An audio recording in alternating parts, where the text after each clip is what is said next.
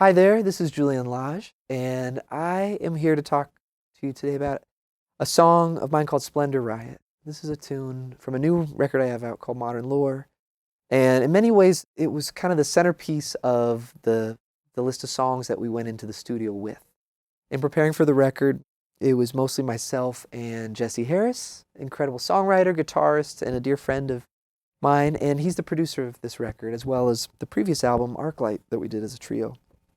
Jesse and I went through so many songs in preparing for this, and most of them I wrote. I remember bringing somewhere between, 30 and 40 songs to him and saying what would make a good 12-song record, 10-song record, and we cut a lot.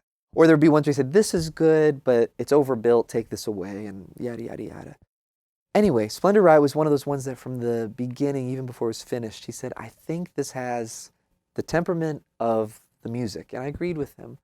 In a nutshell, that can be distilled in this intro rhythm guitar figure. It goes like this.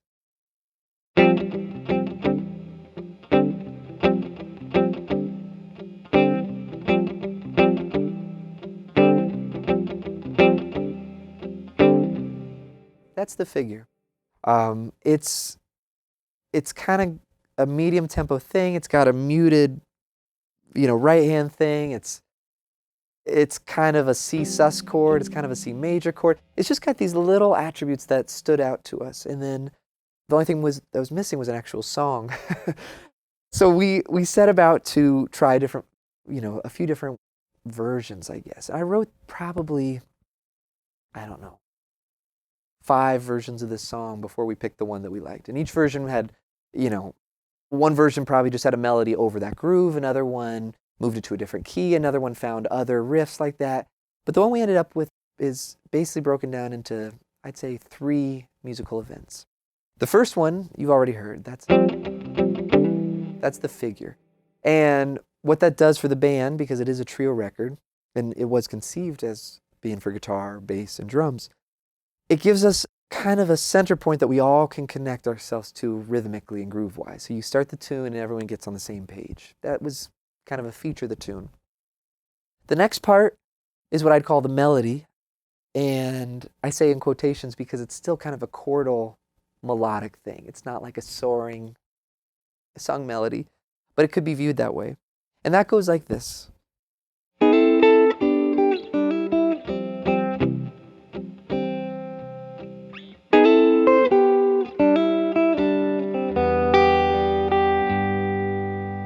That's kind of the call, so to speak. That's like A1, A2.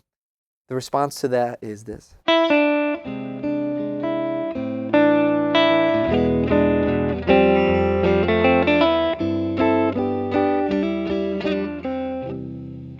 That's the melody.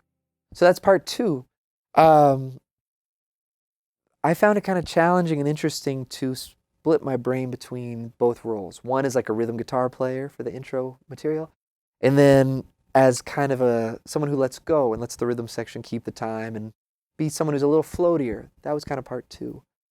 Now, part 3 is what we get to after we've done what I just showed you twice. We play the melody, we hang out on the vamp for a little bit, we play the melody again, and then after that last iteration of the vamp, I go into this kind of cross rhythm type of thing, and I'll count us in so you know where we are. We go 1, 2, 3, 4. And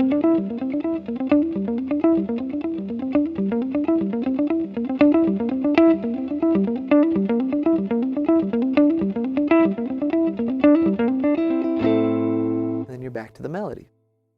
During that period, the band drops out. So here's the dramatic kind of conception is that we start as a band, we're grooving. Part 2, I get away from them. I do something a little different. Part 3, they leave me alone, and I do something that's meant to be a little bit confusing. It's this rhythm where one falls on a different note each time. And with that kind of trajectory, what I hoped would happen, and what I feel happens with a song, is that it charges the music in a way where you just crave to hear everyone together again. We're together, we're separate. You say, come back, I want to hear everyone together. And that's kind of the apex of the tune, which is this long guitar solo, where the job is to build it in a way, kind of like a jam band piece. So all that to say, this is why we felt it was kind of the cornerstone of the record, because it showed us working as a trio, showed the instrumentation. The melodic material is very diatonic, which I think is a feature of it that is in keeping with Modern Lore as a record. And also it's a platform for improvisation, which is kind of expansive and can be as long or as short as we want it to be. That in a nutshell is kind of the essence of this piece and probably the whole record.